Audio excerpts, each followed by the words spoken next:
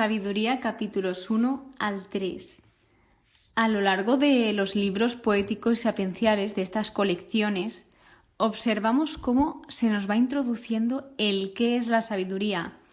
Y desde mi punto de vista, creo que donde mejor se explica hasta el momento es en el libro de Proverbios.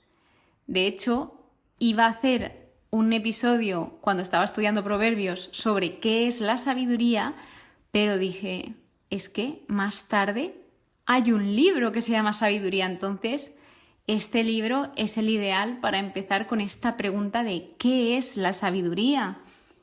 Si nos vamos al diccionario, nos dice que el grado más alto del conocimiento es la sabiduría, o también se puede definir como la facultad de las personas para actuar con sensatez, prudencia o acierto.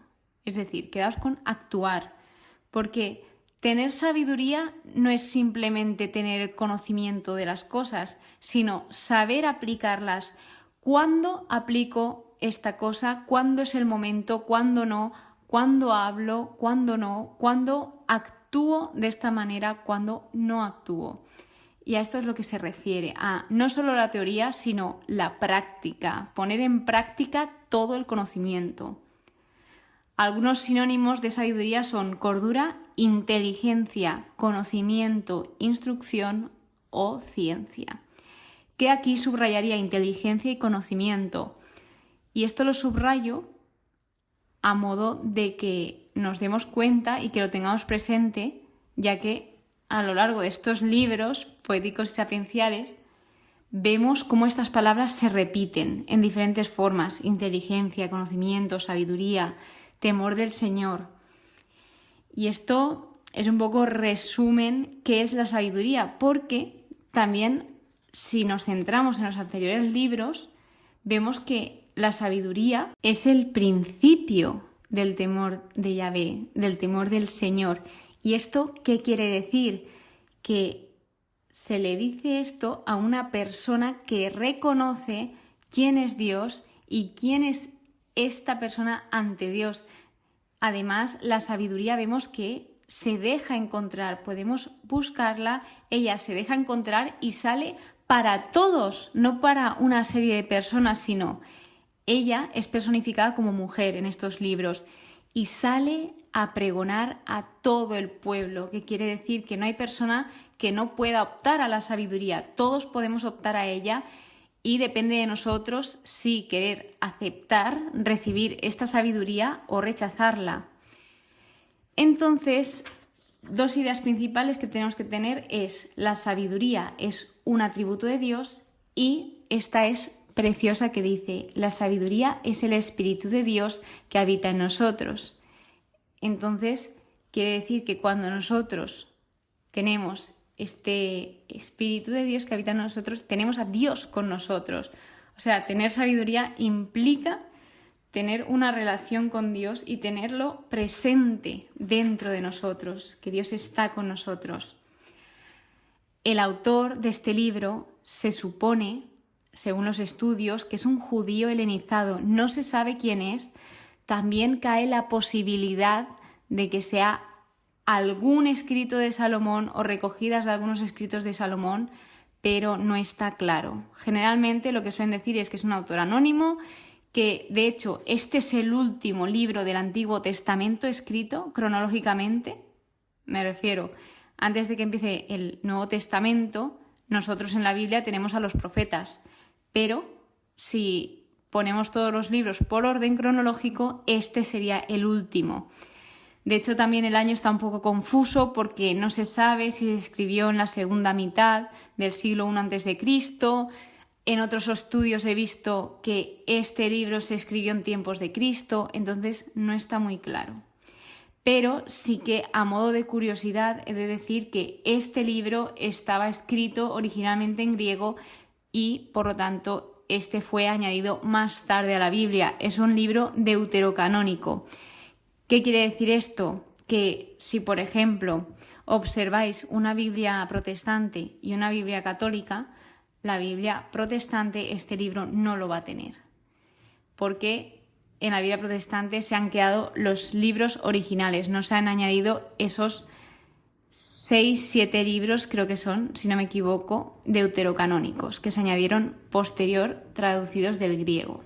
Las últimas 2 curiosidades que contaros de este libro es que es una conjunción de culturas. Aquí se entremezclan esa cultura griega de la época y semita, y además este libro suelen haber lecturas en Cuaresma, se lee en Cuaresma.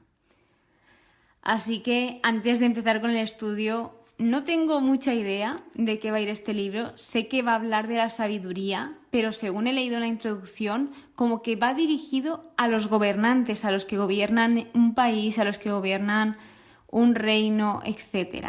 De modo que, empezando por el capítulo 1, este se titula La sabiduría y el destino del hombre. Buscar a Dios y huir del pecado. Es decir, si nosotros estamos cerca de Dios, nos estamos alejando del pecado. En cambio, si nos acercamos al pecado, nos alejamos de Dios. Y este libro empieza con esa invitación que nos hace diciendo: amad la justicia los que gobernáis el mundo. Esto es muy importante y este libro lo remarca, porque cuando tú estás gobernando y este gobierno implica tantas personas, tú tienes que buscar el bienestar de todas estas personas. Entonces, una persona que tiene esa gran responsabilidad de gobernar, lo mejor, lo ideal para todos es que ame la justicia, que sea una persona justa. Sigue contando, tened buenos sentimientos, y se refiere a que también busquen al Señor, que lo busquen con corazón sincero y Él se dejará encontrar. Es decir, Dios no se esconde, si tú lo estás buscando, Él se deja encontrar. Y luego, de los versículos 3 al 5, vemos qué cosas alejan de Dios. Y tras decir esto, nos definen la sabiduría, que aquí, a modo resumen, nos dice que esta proviene de Dios y es un don divino, y que también, al tener sabiduría, tenemos esa capacidad de discernir entre lo que está bien y lo que está mal. Sigue hablando del impío y de sus obras, de que esto tiene consecuencias negativas, y esto va hilado con ese peligro de insensatez y necedad.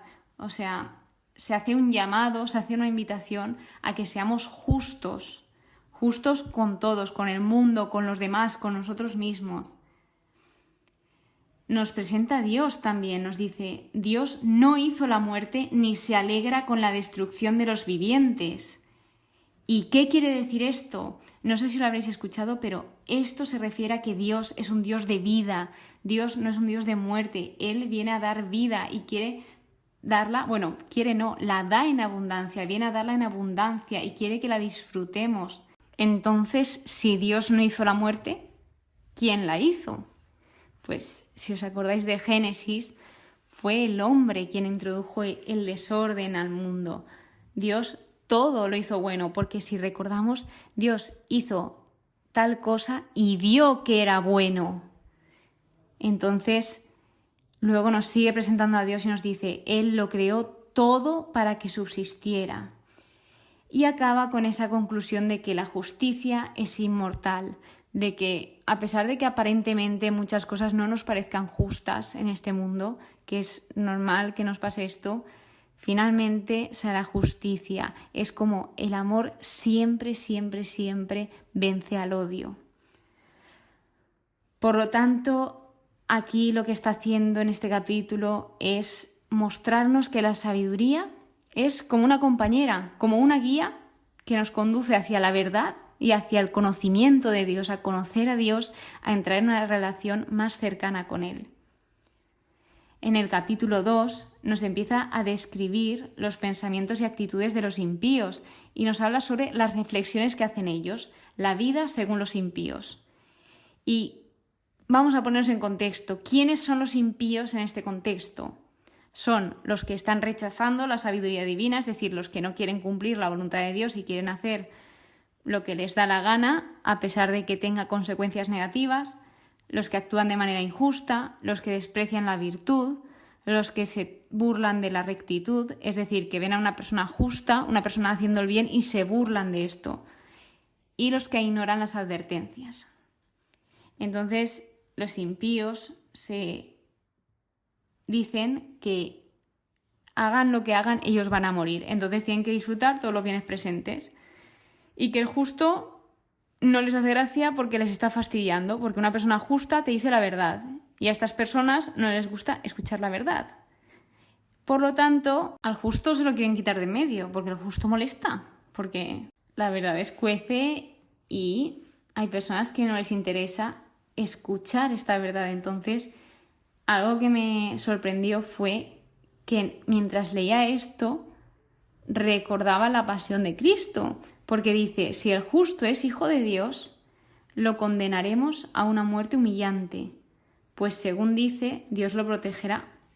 Y esto es muy parecido a lo que pasó en la Pasión. Entonces, he relacionado que este libro se lee en Cuaresma, porque tiene todo el sentido que sea en Cuaresma. Así que nos sigue hablando de los impíos, de que ellos no conocen, no esperan, no valoran, y nos sigue presentando a Dios. Porque Dios creó al hombre para la inmortalidad y lo hizo a imagen de su mismo ser. Pero la muerte entró en el mundo por envidia del diablo y la experimentan sus secuaces. ¿Con qué me quedo de aquí? De que Dios creó al hombre con un propósito. Dice, porque Dios creó al hombre ¿para qué? Para la inmortalidad. Entonces ya nos está diciendo que Él lo creó con un propósito. Y también para que vivamos eternamente con esa relación que tenemos con Él y disfrutemos eternamente con este propósito. Entonces vemos como Dios siempre quiere lo mejor para nosotros y se hace en este capítulo un contraste entre los justos, que se les anima, que sigan confiando, ya que sigan, y a los impíos. Por último, el capítulo 3 es una comparación de la suerte de los justos y de los impíos. Entonces aquí como que me he separado cada tipo de persona. Y por ejemplo, en los justos, ¿qué nos dice de los justos? Dios los puso a prueba, el Señor reinará eternamente sobre ellos, los que confían en Él, refiriéndose a Dios, comprenderán la verdad y los fieles a su amor permanecerán a su lado. Es decir, que si confiamos en Dios, si dejamos a Dios entrar en nuestra vida, tendremos una vida mejor y eterna y seremos recompensados, es decir, los justos serán recompensados. Y que esto nos amplía ese conocimiento de que la muerte física no es el fin de la existencia.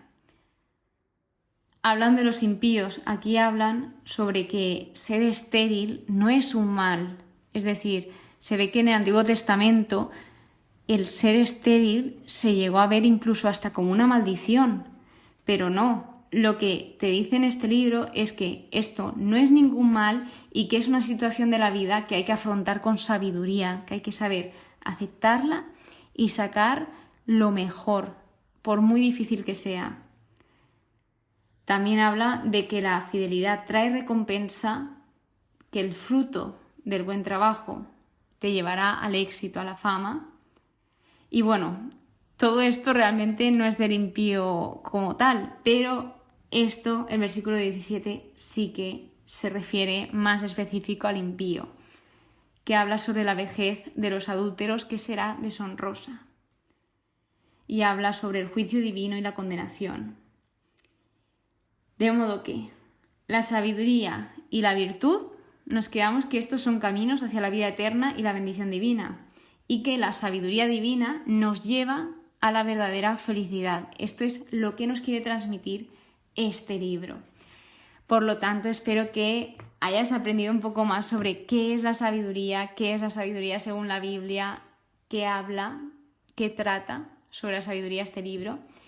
Y nada, te animo a que sigas en esta temporada, que sigamos aprendiendo juntos y espero que pases muy buen día. Muchas gracias por estar aquí y que Dios te bendiga.